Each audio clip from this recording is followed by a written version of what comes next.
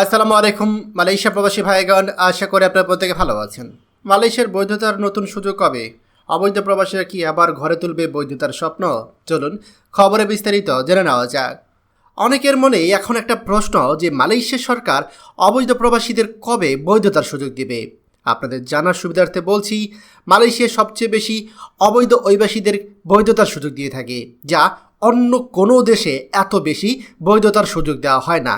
যেখানে বাংলাদেশি অবৈধ অভিবাসীরাই কিন্তু মালয়েশিয়াতে সব থেকে বেশি থেকে থাকে। আমার দেখা মালয়েশিয়া সরকার কোন পরিস্থিতিতে অবৈধ অভিবাসীদের বৈধতার সুযোগ দেয় সে বিষয়ে আজকে বিস্তারিত আলোচনা করব।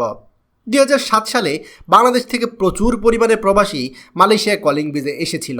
আসার পরে হাজার হাজার প্রবাসী কোম্পানি পায় নাই এবং মালয়েশিয়া ব্রিজের নিচে, রাস্তার ফুটবল মাঠে আশ্রয় নিয়েছিল। অনেকে দেশে চলে গিয়েছিল, অনেকে অবৈধ হিসেবে মালয়েশিয়ায় কষ্ট করে থেকে গিয়েছিল। সেই সময়ে তাদের কথা বিবেচনা করে মালয়েশিয়া সরকার 2011 সালে অবৈধ অভিবাসীদের বৈধতার সুযোগ দেয় 6P নামে। তখন অনেক অবৈধ অভিবাসী যারা মালয়েশিয়ার ভেতরে ছিল তারা সুযোগ নেয়। সেই সময়ে যারা কলিং ব্রিজে এসেছিল, যারা সমুদ্র পথে এসেছিল, অবৈধভাবে এসেছিল, সবাই কিন্তু এই 6Pতে বৈধ হয়েছিল। এখানে একটা কথা বলে রাখি, মালয়েশিয়ার ভিতরে যদি কোনো বৈধতার সুযোগ দেয় সেটার মেয়াদ থাকে 5 বছর। 5 বছরের পরে ভিসা লাগাতে জটিলতা সৃষ্টি হয় অবৈধ অভিবাসীদের বৈধতার আইনের কারণে। 2011 সালে যারা বৈধ হয়েছিল 6Pতে তাদের 5 নম্বর ভিসা লাগার পরে ভিসা লাগতেছিল না। সে কারণে মালয়েশিয়া সরকার 2026 সালে রিহায়ারিং নামে অবৈধ অভিবাসীদের জন্য আরেকটা বৈধতার সুযোগ দেয়, সেটা অনেকে মাইজি নামে চিনে। 2014 সালে মালয়েশিয়ায় অনেক বেশি অভিবাসী বাংলাদেশ থেকে এসেছে নদীপথে এবং ইন্দোনেশিয়া, থাইল্যান্ড হয়ে এসেছে, এবং যাদের এই 6P ভিসা ছিল তারাও ভিসা লাগাতে পারছিল না। তারা সবাই রিহায়ারিং মাইজি আবার নতুন করে বৈধ হয় মালয়েশিয়াতে। মাইজি ভিসার 5 নম্বর ভিসা পাওয়ার পরে আবার ভিসা লাগানোর জটিলতা শুরু হয় 2020 সালে, এবং এর ভিতর করোনা এসেছিল, অনেকেই ভিসা লাগাতে পারে নাই। করোনা শেষ হওয়ার পরেই 2021 সালে অবৈধ অভিবাসীদের জন্য আরেকটা বৈধতার সুযোগ ঘোষণা করে মালয়েশিয়া সরকার, সেটার নাম দেওয়া হয় RTK1। এর ভেতরে মালয়েশিয়ার ট্যুরিস্ট ভিসায় নদীপথে বা আগে যারা মালয়েশিয়া অবৈধ হয়ে গিয়েছিল তারা সেই সুযোগ গ্রহণ করে বৈধতা পায়। এরপর আরেকটা মালয়েশিয়া অবৈধ অভিবাসীদের জন্য সুসংবাদ আসে।